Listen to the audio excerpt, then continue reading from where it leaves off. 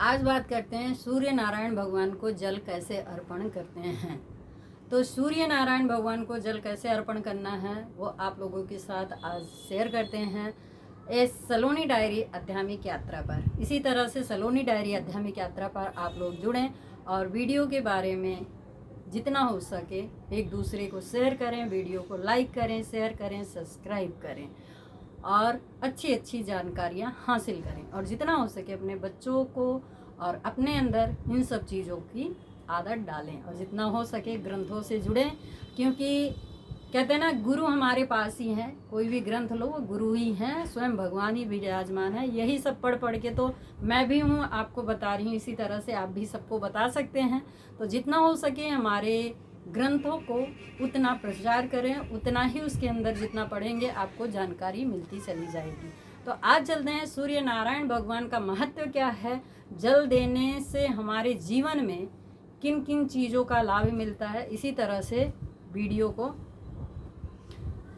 जानते हैं और वीडियो को आगे शेयर ज़रूर करते हैं। तो चलते हैं कि सबसे पहले तो सूर्य नारायण भगवान को जल देने का महत्व क्या है।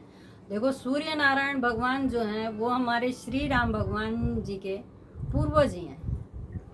सूर्य देव भगवान जो हैं वो पूर्वज हैं, इसलिए श्री राम भगवान दशरथ जी सब सूर्य नारायण भगवान जी का पूजा अर्चना करते हैं। सूर्य पताका लहराते हैं क्योंकि उनके कुल की निशानी होती है सूर्य ध्वज।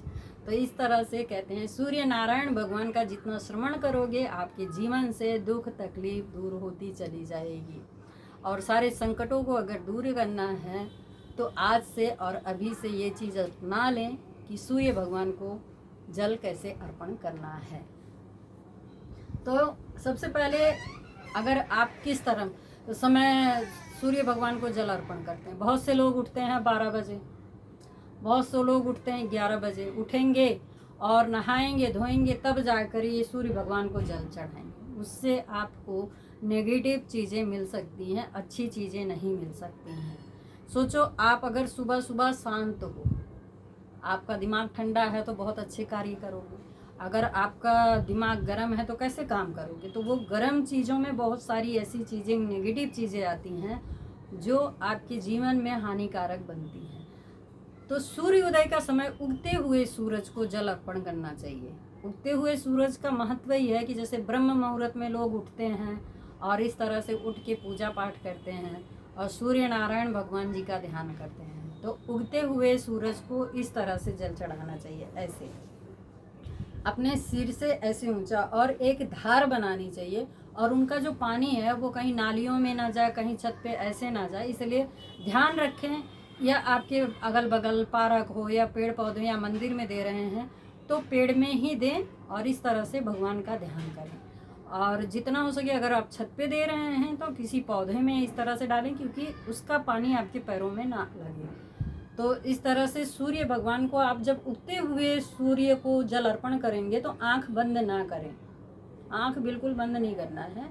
सूर्य भगवान को जब जल आप अर्पण करेंगे तो इस तरह से जल को देखना है। उस जल से जो किरणें आसपास आएंगी, आपके मस्तिष्क पे आएंगी, यहाँ पे, वो आप सारी बीमारियाँ पता है कहाँ से होती, यहाँ से जब हम सोचेंगे तो हमारी इंद्रियाँ जितनी लो हो जाती हैं उससे हम पूरे शरीर में थकावट महसूस होती है। अगर यहाँ से जागृत हैं, अच्छा सोच रहे हैं तो हमारे जीवन में अच्छा ही अच्छा होता है, क्योंकि सारे सब चीज़ों की मशीनें जो हैं यहीं पे फिट हैं। इस तरह से इसे जागृत करना है और जब आपकी ये इंद्रियां जागृत हो जाएंगी तो आपके शरीर में कोई भी रोग नहीं रहेगा। जैसे कहते हैं ना, हनुमान जी का चालीसा पढ़ने से नासे रोग हरे सब पीरा, जपत निरंतर हनुमत वीरा। इसी तरह से जिस रोज़ सुबह सुबह आप हनुमान जी का पाठ पढ़ें और सूर्य नारायण भगवान को उगते हुए जल चढ़ाएं, आपके जीवन में कभी भी इस तरह से रोग कभी भी नहीं आ सकता है। अगर आप सब डॉक्टरों ने भी मना कर दिया है कि हाँ भाई ठीक नहीं हो सकता है, तो इसी तरह से रोज सूर्य नारायण भगवान का, उगते हुए सूर्य नारायण भगवान को इसी तरह से जल अर्पण करें। ओम नमो सूर्यदेवाय नमः, ओम नमो भास्कराय नमः, इस तरह से प्रभु का नाम श्रवण करते रहें।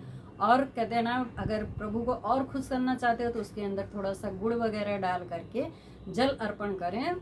उसी तरह से प्रभु बहुत अच्छा फल हमें मिलता है। तो इसीलिए डॉक्टर भी कहते हैं देखो कि धूप में बैठो, विटामिन की कमी है, ये कमी है, वो कमी। तो इसलिए अगर हमें अपने जीवन में सकारात्मक ऊर्जा पानी है और एक अपने आप को सबसे अलग रखना है, तो उसमें हमें किसी का साथ और सहयोग की ज़रूरत नहीं है। बस क्या ज़रूरत है, सुबह उठने की ज़रूरत है। सुबह उठ के सूर्योदय से पहले हम उठ जाएं, अपना स्नान वगैरह करें, स्नान करने के बाद हम जाएं प्रभु को उगते हुए सूरज को जल अर्पण करें।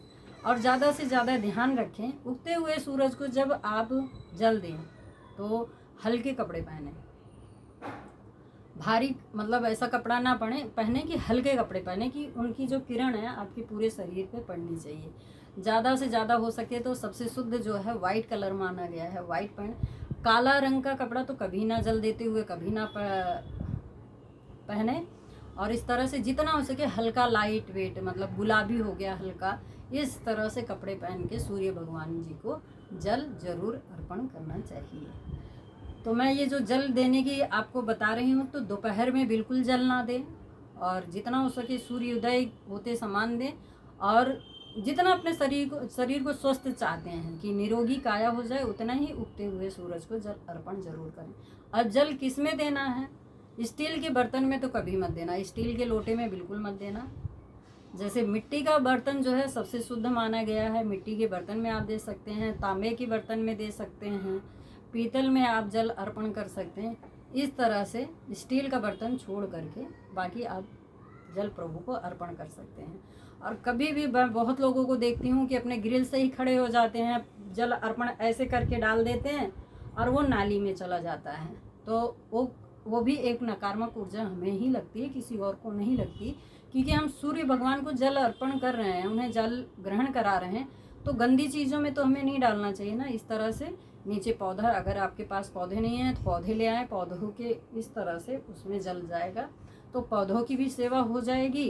पौधों की सेवा हो जाएगी तो आपके जीवन में राहु का भी वो नहीं रहेगा और इस तरह से आपके जीवन में सब कुछ अच्छा अच्छा होता चला जाएगा।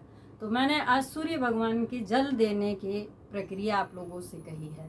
तो जितना हो सके प्रभु को सूर्य उदय के समान ही जल देना चाहिए। जब सूर्य उदय हो तभी उगते हुए सूरज को ही जल आपको अर्पण करना है। इसका रीज़न ये भी है क्योंकि जब ब्रह्म मुहूर्त होता है, ध्रुव जी को दर्शन देने के बाद जैसे ही प्रभु धरती पर विचरण करते हैं, तभी सूर्य भगवान जो है उदय होते हैं। इसका मतलब ये है कि तब प्रभु सूर्य नारायण जो है हमारे नारायण ही हैं। तब जाके जब ध्रुव जी को दर्शन दे देते हैं, दर्शन देने के बाद तब इस धरती पर विचरण करते हैं। तो विचरण करने का मतलब यही है कि उगते हुए सूरज को हमें प्रणाम करना चाहिए, उनकी पूजा करना चाहिए। देखो आप 10 दिन, 15 दिन, महीना भर कर देखो, आपका मस्तिष्क एकदम शांत और एक अलग ही ऊर्जावान हो जाएगा। इससे आपको एक अलग ही एनर्जी मिलेगी। तो आपको कुछ ऐसा लगेगा हमने कुछ अचीव किया है। तो कहते हैं ना, सारी चीज़ों का, दवाइयों का, हर एक चीज़ों का जरिए जो हमारे पास ही है। हम ऐसी ऐसी हरकतें घर में करने लग जाते हैं कि नेगेटिव चीज़ें हमारे पास ही आने लग जाती हैं। अगर हमें अच्छी ऊर्जा पाना है तो अपने घर की छोटी छोटी चीज़ें ज़रूर हमें करनी चाहिए। अच्छी चीज़ों के लिए ये सब छोटी छोटी चीज़ें ज़रूर अपनानी चाहिए। तो अगली वीडियो में मैंने ये सब चीज़ें बोली हैं, आप लोग बताऊंगी, बोली नहीं है बताऊंगी, इसलिए आप लोग ज़रूर ध्यानपूर्वक सुने और जितना हो सके वीडियो को शेयर ज़रूर करें। तो आप लोगों को ये वीडियो मेरी कैसी लगी आध्यात्मिक यात्रा पर? आध्यात्मिक यात्रा पर मतलब ऐसा है कि मैं भगवान से रिलेटिव बातें भी बताती हूँ और कहीं दर्शन करने जाती हूँ तो उन सब चीज़ों के बारे में भी आप सब लोगों से शेयर करती हूँ।